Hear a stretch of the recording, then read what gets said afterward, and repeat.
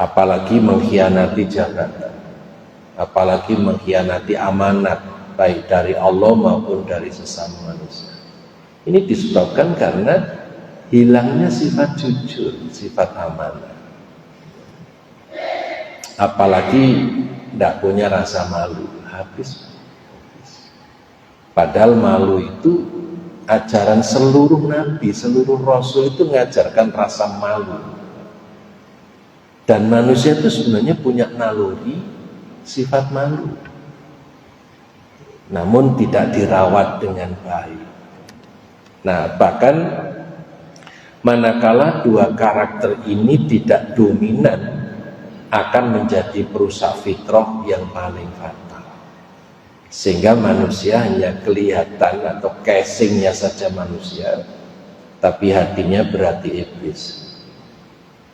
Karena khianat dan tidak punya rasa malu.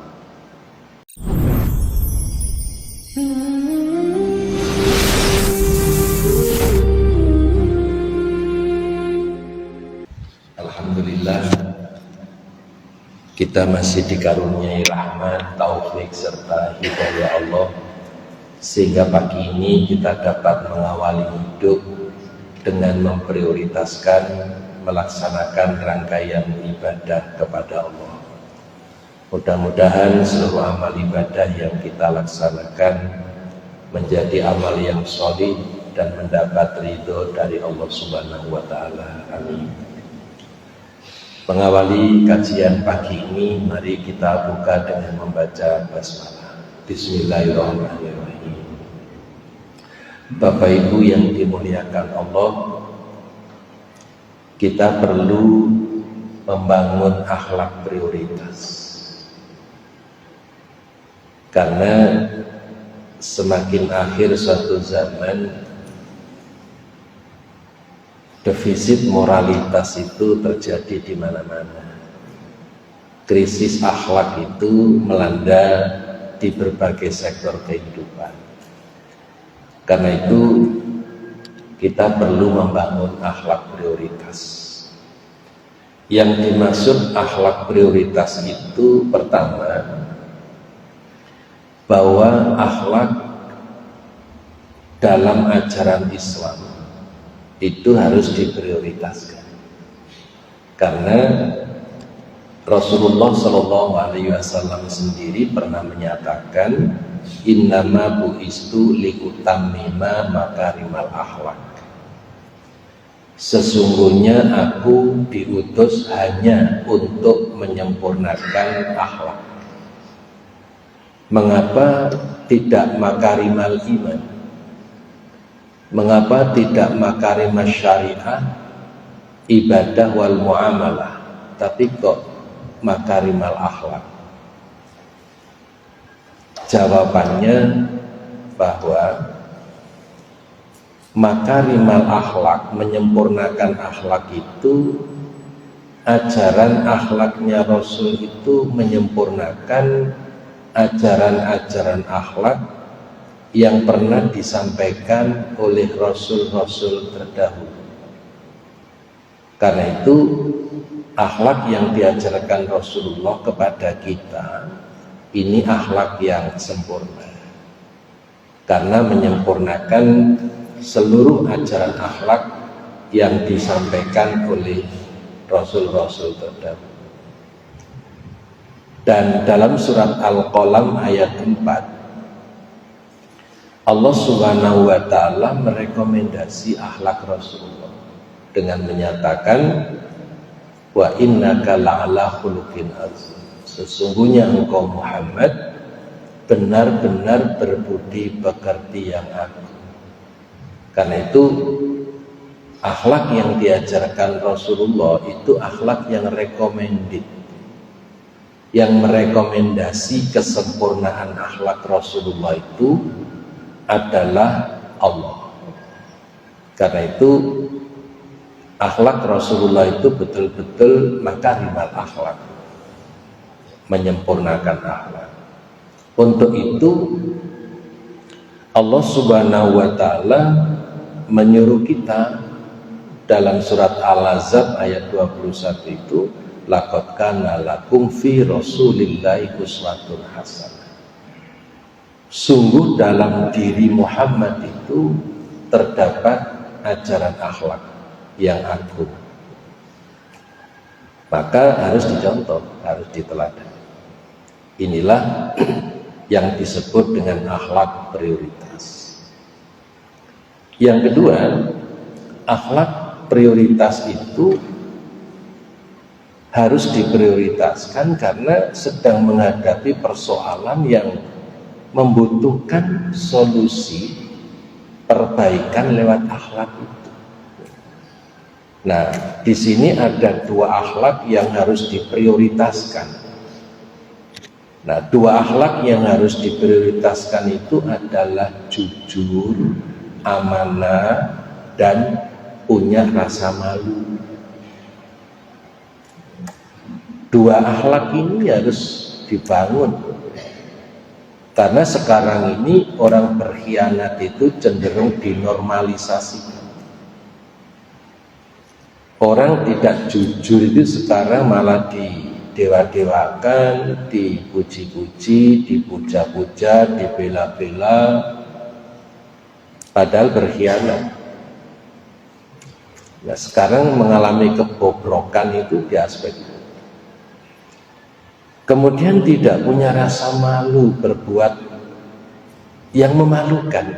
Padahal perbuatan yang memalukan itu mestinya harus malu. Sekarang sudah krisis. Nah, dua hal inilah yang harus dibangun. Walaupun intelektual, miliki jabatan tinggi, jabatan agung, tapi kalau nggak jujur, habis. Seorang profesional memiliki skill tinggi, kalau soft skillnya rendah, nggak ada artinya. Nah, Bapak Ibu, sementara dua karakter ini sudah tergerus oleh kemunafikan dan kerakusan. Jadi yang merusak kejujuran itu sifat munafik. Karena apa? Munafik itu suka berkhianat. Tidak punya rasa malu itu juga karena rakus. Orang rakus itu hilang rasa malu. Kalau sudah dorongan kerakusan itu nggak malu-malu. Di saat menghadapi bencana yang mengerikan dan memprihatinkan, tidak malu-malu pamer kekayaan. Makan-makan di hotel dan di restoran di saat kanan kiri itu ada bencana yang mengerikan. Sampai sekarang yang wafat itu kan sudah di atas 1.000 orang di Aceh dan Sumatera itu. Belum yang masih hilang. Ini mengerikan. Kalau orang sudah rakus itu tidak punya rasa malu. Nah, dua hal ini sudah tergerus oleh arus kemunafikan dan kerakusan. Nah, dua karakter ini apabila lenyap dari kehidupan, maka akan menjadi sumber bencana kehidupan yang amat dahsyat. Kalau sudah hidup ini saling mengkhianati, apa yang terjadi? Kita sudah dibesarkan oleh sejarah pengkhianatan ideologi kita ini kan mengerikan kasus. Apalagi mengkhianati jabatan, apalagi mengkhianati amanat baik dari Allah maupun dari sesama manusia. Ini disebabkan karena hilangnya sifat jujur, sifat amanah. Apalagi tidak punya rasa malu, habis. Padahal malu itu ajaran seluruh nabi, seluruh rasul itu mengajarkan rasa malu. Dan manusia itu sebenarnya punya naluri sifat malu. Namun tidak dirawat dengan baik. Nah, bahkan manakala dua karakter ini tidak dominan, akan menjadi perusak fitrah yang paling fatal. Sehingga manusia hanya kelihatan atau casingnya saja manusia, tapi hatinya berarti iblis. Karena khianat dan tidak punya rasa malu. Bapak Ibu yang dirahmati Allah, zaman sekarang ini hilangnya sifat jujur dan rasa malu, sehingga pengkhianatan terjadi di mana-mana. Hampir seluruh lapisan masyarakat aktivitasnya diwarnai saling khianat mengkhianati, saling menipu, saling ingkar janji, kebohongan menjadi pameran keseharian dan cenderung dinormalisasikan. Hilangnya rasa malu melahirkan budaya tidak malu berbuat yang memalukan, seperti tidak malu memamerkan aurat kepada khalayak umum, berbuat mesum, melakukan tindak pidana korupsi enggak malu, masuk penjara tidak menampakkan rasa malu. Padahal malu itu bagian daripada iman. Kalau orang sudah nggak punya rasa malu, kemana imannya? Nggak ada, habis. Nah, karena itu hampir dapat disimpulkan bahwa di zaman milenial manusia merasa malu jika memiliki rasa malu. Karena semua sudah kehilangan rasa malu, sehingga malu jika masih punya rasa malu. Zaman yang sudah jungkir balik sekarang. Orang melakukan perbuatan yang memalukan, itu tidak malu. Masih baik orang yang melihat perbuatan yang memalukan, itu dia merasa malu. Yang melihat nggak berbuat memalukan itu malu melihat orang yang memalukan. Di saat yang melakukan perbuatan yang memalukan itu nggak punya rasa malu sama sekali. Karena itu malu ini hancur-hancuran Pak kalau sudah habis. Karena itu dua akhlak ini harus dibangun dan harus prioritas, jujur dan punya rasa malu. Rasa malu berbuat yang memalukan. Karena itu Bapak Ibu yang dirahmati Allah, bimbingan tentang akhlak ini menjadi prioritas, dan subprioritasnya adalah jujur dan punya rasa malu. Bapak Ibu yang dirahmati Allah, kita bertemu dengan realitas fitnah akhir zaman. Dalam sebuah hadis yang diriwayatkan oleh Ahmad, derajat hadisnya sahih, la taqumu sa'atu hatta yuhawwanal amin wa yu'tamanal kha'in hatta yadharal fuhsyu wat tafakhusu wa qati'atul arham wa su'ul jiwar. Hari kiamat tidak akan terjadi hingga orang yang dapat dipercaya didustakan, sedang orang-orang yang berkhianat justru dipercaya. Perbuatan mesum dan kata-kata kotor merupakan fenomena umum di tengah-tengah masyarakat.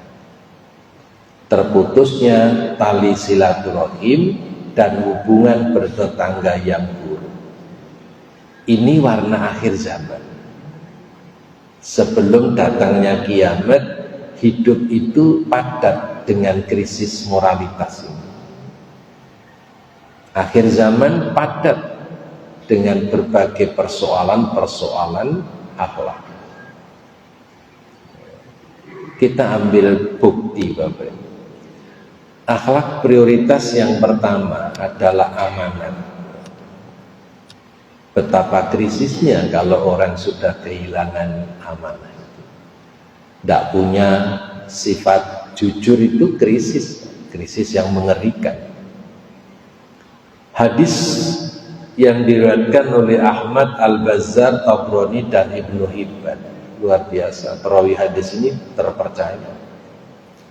La imana liman la amanata lahu wala dina liman la ahda lahu. Tidaklah beriman orang yang tidak amanah, tidaklah beriman orang yang tidak jujur, tidaklah beriman orang yang berkhianat, dan tidaklah beragama orang yang tidak menepati janji. Bapak Ibu, dua sifat ini sifatnya orang munafik. Jadi khianat itu sifatnya orang munafik, tidak menepati janji atau ingkar janji itu juga sifatnya orang munafik. Orang munafik itu kan idza haddasa kadzaba. Kalau bicara bohong, kalau berjanji selalu ingkar janji, kalau dipercaya berkhianat, kalau berdebat mau menang sendiri, yang lain harus kalah. Itu karakter munafik sejak zaman Rasul sampai kiamat. Dan itu bencana. Bencana pertama apa? Rusaknya iman dan rusaknya agama seseorang itu karena dua sifat munafik. Orang beriman, imannya rusak karena khianat. Orang beragama, agamanya rusak juga karena sifat munafik. Namanya ingkar janji, tidak menepati janji. Karena itu dalam teori dualitas itu ditegaskan bahwa orang beriman itu tidak sekaligus menjadi orang munafik. Karena orang munafik juga tidak sekaligus menjadi orang beriman. Karena itu di dalam hati manusia itu nggak mungkin bersarang dua karakter, itu nggak mungkin. Maka kalau orang itu beriman mestinya bebas dari kemunafikan. Namun kalau mengaku mukmin kok kemunafikannya kental sekali, ya tinggal dipertanyakan imannya kemana. Karena itu Bapak Ibu yang dirahmati Allah, mukmin dan muslim itu harus bebas dari kemunafikan. Maka seorang mukmin itu harus amanah, harus jujur. Dan orang muslim itu harus menepati janji. Kalau ini tidak ada, kemana iman dan keislamannya? Walaupun KTP-nya Islam. Apalagi umroh berkali-kali, haji juga berkali-kali. Karena itu Bapak Ibu, ini betul-betul prioritas dan mendesak. Kita mesti menanamkan nilai-nilai kejujuran kepada siapapun. Kita sudah melihat di berbagai instansi, paling depan itu mesti ada spanduk zona integritas. Tapi suap menyuap masih jalan, markup juga masih jalan, laporan-laporan palsu, tanda tangan palsu juga jalan. Di mana zona integritas? Masih sebatas slogan dan di spanduk aja. Calo-calo masih jalan, maklar kasus masih jalan, padahal di depan kantor itu tertulis zona integritas. Di mana integritas? Karena itu mukmin dan muslim harus bebas dari munafik. Nah, inilah akhlak prioritas. Idealnya itu begini Bapak Ibu. Orang beriman itu harus amanah.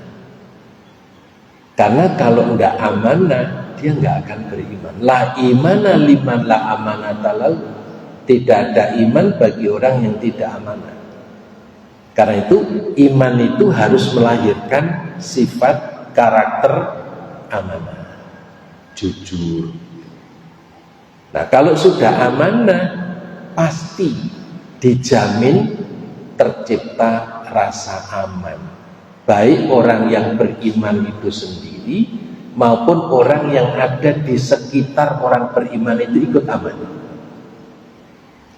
Karena itu tiga hal ini gak bisa-bisa. Iman, amanah, dan aman, ini tiga kata yang harus terintegrasi dalam diri seseorang. Bapak Ibu, kita ambil contoh. Suami yang beriman adalah suami yang amanah. Maka suami yang beriman dan amanah ini mengamankan siapa saja. Mengamankan istrinya, dan istri merasa aman karena apa? Suamiku adalah suami yang beriman dan amanah. Suami kemana saja istri aman karena apa? Suamiku adalah suami yang amanah. Demikian pula istri itu kalau beriman dia mesti amanah. Karena dia iman dan amanah, suami aman. Ditinggal kemanapun istriku adalah amanah. Jadi aman. Bapak Ibu nitip barang kepada teman yang amanah, barang itu dijamin aman. Dan perasaan kita tenang. Karena apa? Saya nitip barang kepada teman yang amanah. Aman. Barangnya aman, kita yang nitip juga aman. Tapi kalau terlanjur nitip barang kepada teman yang terkenal tidak amanah, tidak ada jaminan Bapak Ibu, barang Bapak Ibu aman. Dan kita yang nitip diambang batas seuzon. Selalu khawatir jangan-jangan barangku disalahgunakan. Jangan-jangan barangku digadekan tapi dibilang hilang. Jadi iman, amanah, dan aman itu harus muncul dalam diri seseorang. Karena itu nitip apapun, kalau orang yang kita titipi itu beriman dan amanah, maka barang yang kita titipkan dijamin aman. Termasuk nitip negoro ini, kalau kepada orang yang beriman dan amanah, dijamin negoronya aman. Sekarang ini negeri kita sudah dinyatakan baldatun thayyibatun wa rabbun ghafur. Negeri yang baik, subur, makmur, gemah ripah, lodinawi. Tapi negeri kita belum aman-aman saja, belum baik-baik saja. Jadi tidak baik-baik. Karena apa?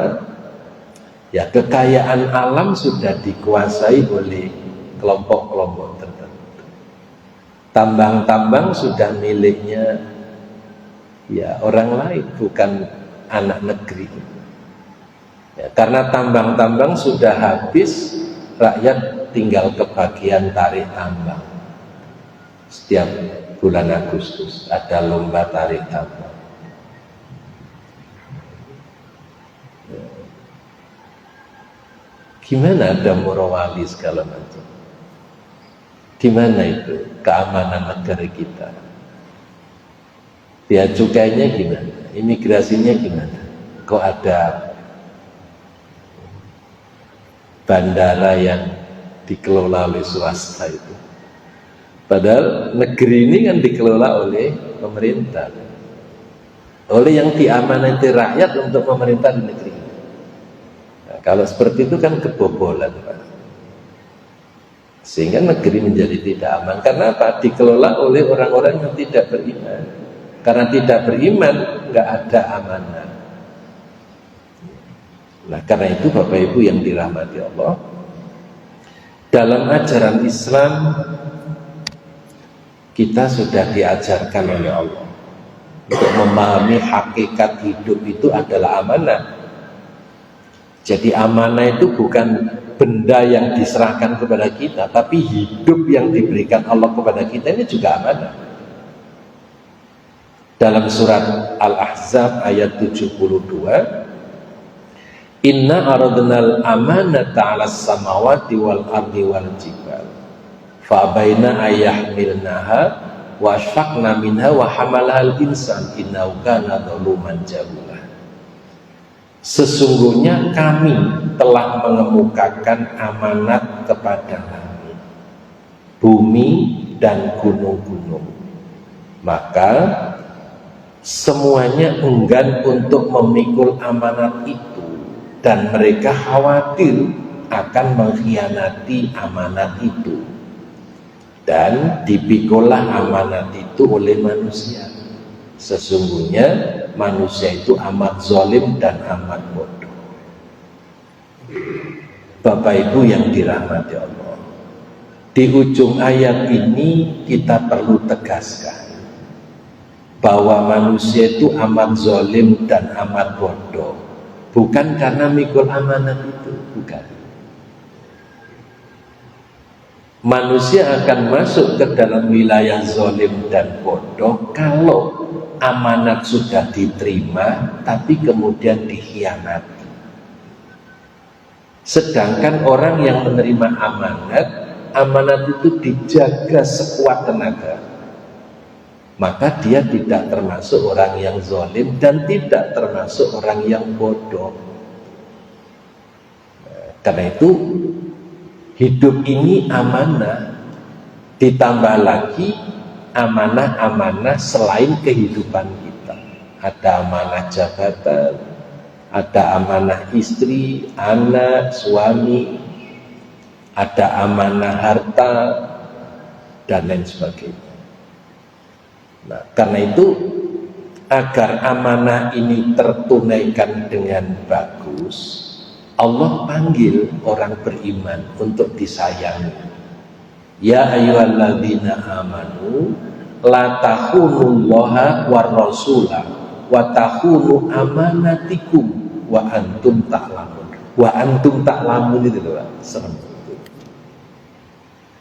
Wahai orang-orang yang beriman, janganlah kamu mengkhianati Allah dan mengkhianati Rasul Muhammad, dan juga jangan kamu mengkhianati amanat-amanat yang dipercayakan kepadamu, sedang kamu mengetahui. Apalagi amanah itu memang diperebutkan, berarti tahu kalau itu amanah. Rebutan jabatan, rebutan jadi wakil rakyat, sampai didanai dana yang luar biasa.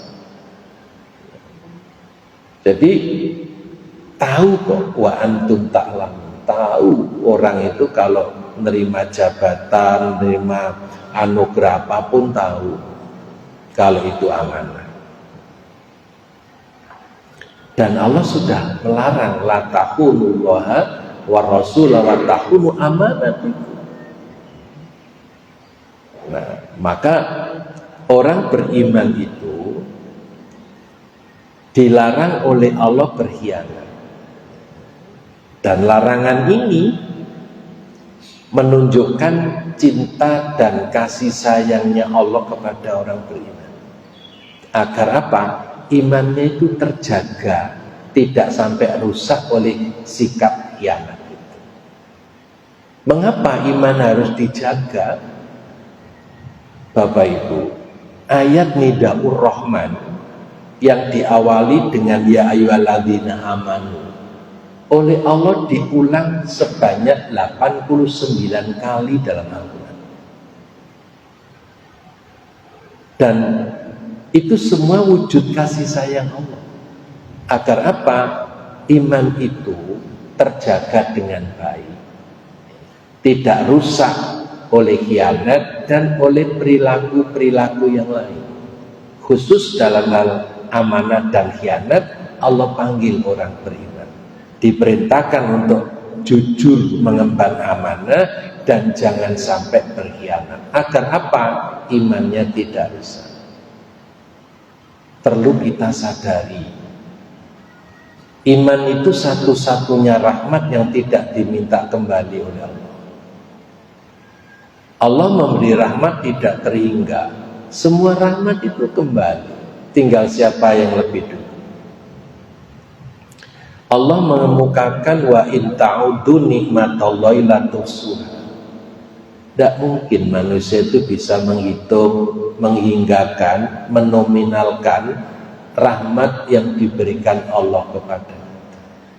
Dan Allah pun nantang dengan pertanyaan yang tidak mungkin bisa dijawab. Fabi ayyi ala'i rabbikuma tukadziban? Nikmat Tuhanmu yang manakah yang kamu dustakan? Enggak ada yang bisa dustakan. Namun semua rahmat itu cepat atau lambat kembali kepada Allah.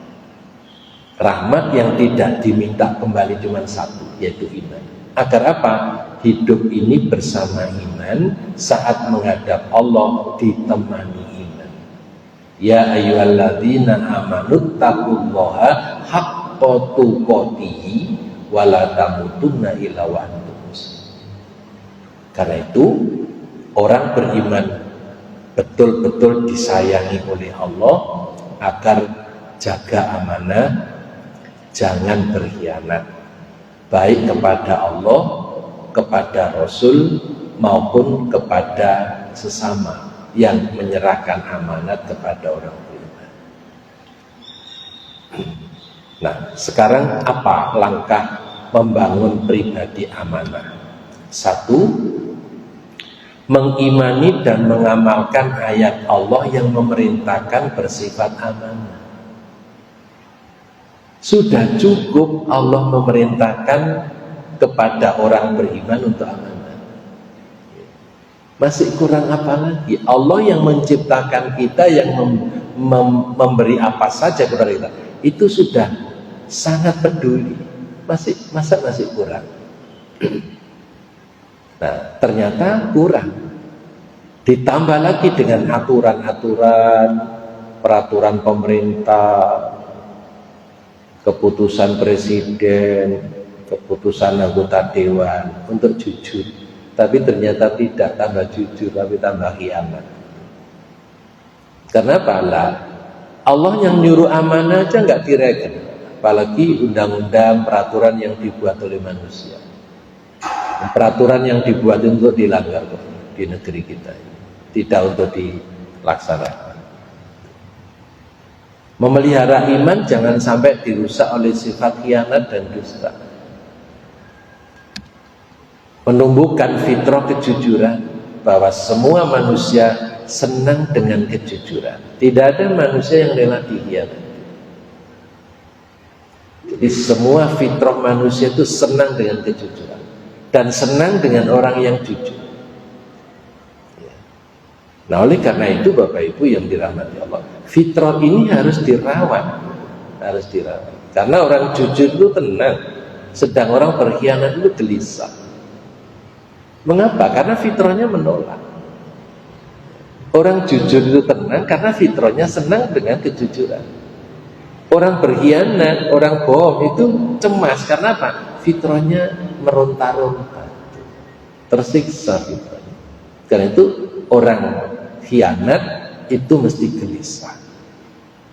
Orang bohong itu mesti gelisah. Tumpukan-tumpukan gelisah itu lama-lama menjadi stres. Nah, kemudian mengalami kepanikan spiritual. Tapi bisa dihibur dengan hasil pengkhianatannya itu. Karena itu luar biasa. Kalau manusia sudah tidak jujur, berarti sudah bisa mengalahkan fitrah kejujurannya sendiri. Sebelum mengkhianati orang, dia sudah mengkhianati fitrahnya sendiri. Mengerikan. Yang keempat, waspada, termasuk golongan orang munafik. Karena khianat dan berdusta termasuk ciri orang munafik. Orang munafik itu kejahatannya lebih jahat daripada orang kafir. Kalau orang kafir itu karuan. Jelas orang kafir memang mengingkari, mendustakan. bahkan memusuhi orang beriman. Itu jelas. Tapi orang munafik ini seperti asamu fil asali, racun dalam madu. Nampak di luar itu madu, dalamnya racun yang mematikan. Dakwah para rasul itu yang paling sulit menghadapi orang munafik. Kalau menghadapi orang kafir itu jelas menantang. Tapi orang munafik ini pura-pura jadi bolong, tapi hakikatnya merusak dari dalam. Sejak zaman dulu sampai kiamat, Pak. Kerjanya orang munafik itu seperti itu. Dan sekarang 4 ciri orang munafik itu sudah ada di sekitar kita dan nyata, tidak sembunyi-sembunyi lagi. Tapi tetap bahaya, karena orang munafik itu bisa berbaju habil, padahal dia kopil, karakternya kopil, pakai kostum habil. Yang habil dikasih kostum kopil, sangat manipulatif, sangat manipulatif. Nah, yang kelima, langkah membangun pribadi amanah adalah menyelamatkan diri dari azab yang akan diterima oleh orang yang berkhianat, baik ketika di dunia maupun kelak di akhirat. Nah, sekarang amanah jujur itu kepada siapa? Pertama dan utama, jujur kepada Allah. Manusia kalau sampai mengkhianati Allah, itu bencana. Ya. Padahal yang memberi segalanya itu Allah, kok dikhianati. Yang kedua, jujur terhadap diri sendiri, karena fitrah manusia itu jujur. Berubah jadi khianat itu karena pengaruh yang sangat kuat. Apalagi berkhianat itu dinormalisasikan, dianggap biasa, wajar, sudah begini ini. Itu ya justifikasi untuk membenarkan karakter-karakter khianat yang berkembang. Dan lagi, jujur kepada orang lain, siapapun orangnya, nggak mau dikhianati. Bahkan orang yang berkhianat itu, kalau pada suatu saat dikhianati, dia juga nggak mau. Karena itu Bapak Ibu yang dirahmati Allah, bangun, jaga kejujuran ini, baik kepada Allah, diri sendiri maupun orang lain. Sekarang jujur dalam hal apa? Niat itu harus jujur, Bapak Ibu. Niat itu harus jujur. Niat itu energi spiritual yang memandu seseorang melakukan apa yang ingin diniatkan itu. Karena itu benar kalau Rasulullah menyatakan innamal a'malu binniyat. Sempurnanya amalan, bagusnya amalan tergantung niatnya. Karena itu mulailah berniat dengan jujur. Kemudian jujur dalam berkata, dalam berkomunikasi, dalam berinteraksi. Komunikasi yang jujur itu qaulan ma'rufah, berkata yang baik. Maka orang berkata baik, dia jadi orang baik karena ditandai dengan perkataan yang baik. Qaulan karimah, berkata yang mulia. Ajining diri dumunung saka ing lati. Aji itu mulia, ditentukan oleh lisan. Qaulan karimah perintahnya Allah. Maka Rasul menyatakan hanya orang yang mulia yang tutur katanya memuliakan orang lain, bukan menghina orang lain, bukan melecehkan orang lain. Orang mulia itu kalau tutur katanya memuliakan orang lain. Orang terhormat itu kalau tutur katanya menghormati orang lain. Jadi standar minimal orang terhormat dan mulia itu kalau bisa memperlakukan orang lain secara terhormat dan mulia. Maka jangan pernah berharap dimuliakan orang kalau lisannya itu lisan sekelas comberan. Tidak memuliakan, tidak menghormati orang lain. Qaulan sadida.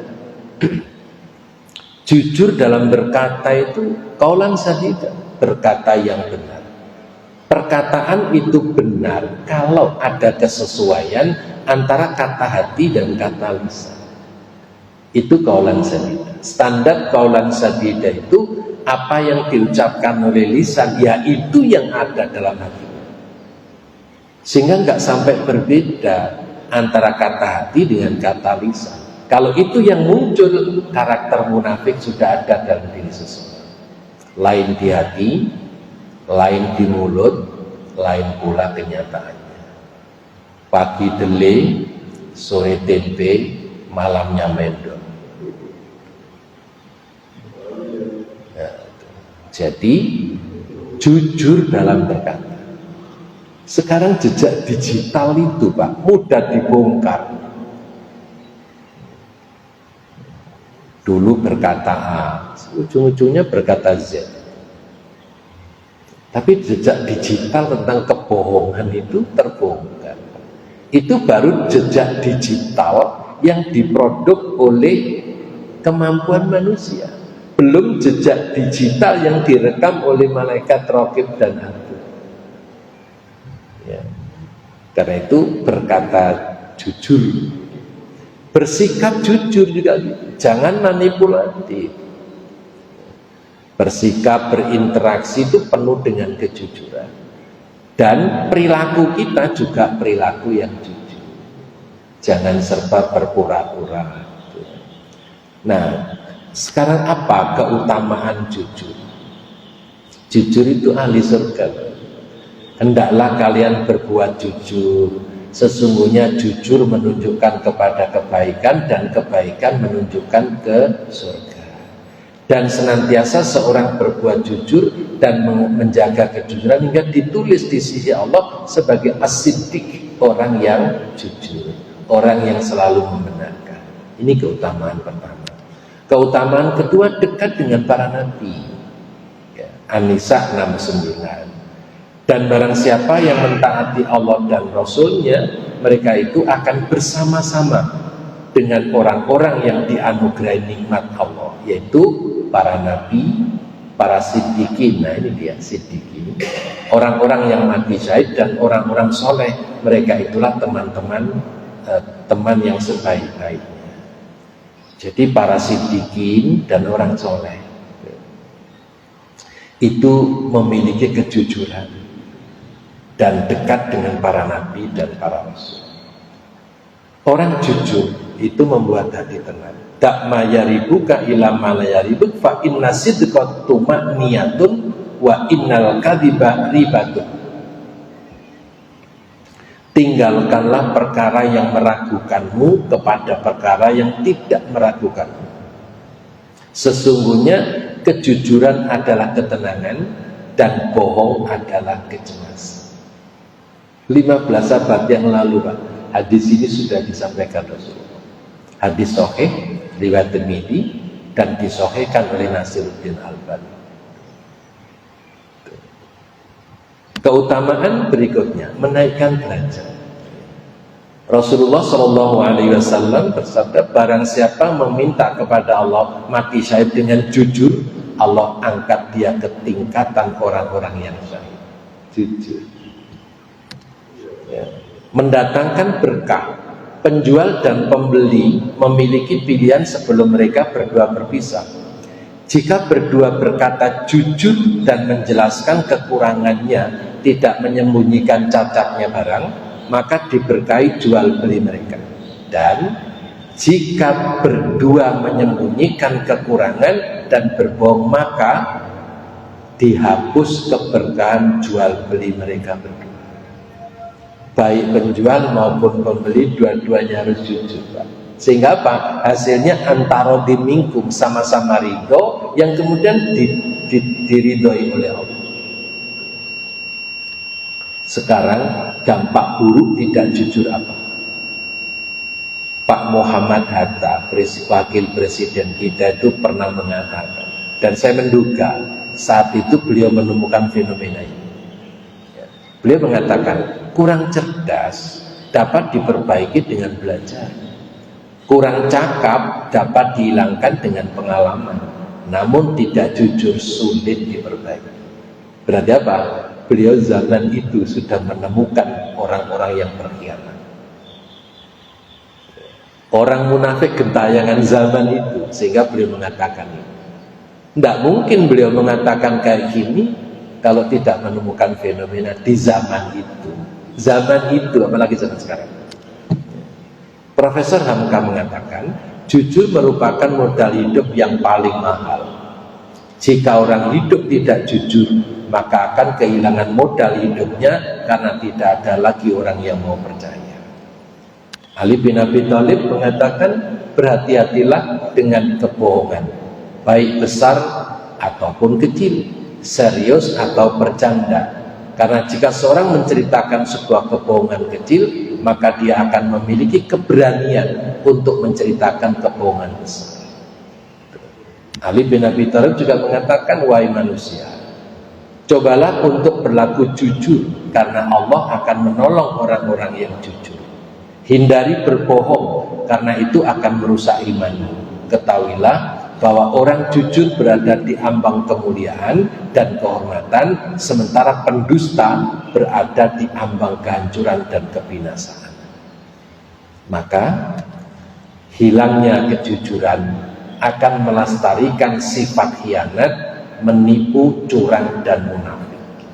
Demikian yang dapat saya sampaikan. Masih ada lanjutan, yaitu prioritas akhlak kedua, yaitu malu. Kira-kira sudah nggak ada yang tanya nih, ditutup aja, nanti jam akhir aja tanyanya. Kita tutup dengan doa kafaratul majlis. Subhanakallahumma bihamdika asyhadu an la ilaha illa anta astaghfiruka wa atubu ilaik. Assalamualaikum warahmatullahi wabarakatuh.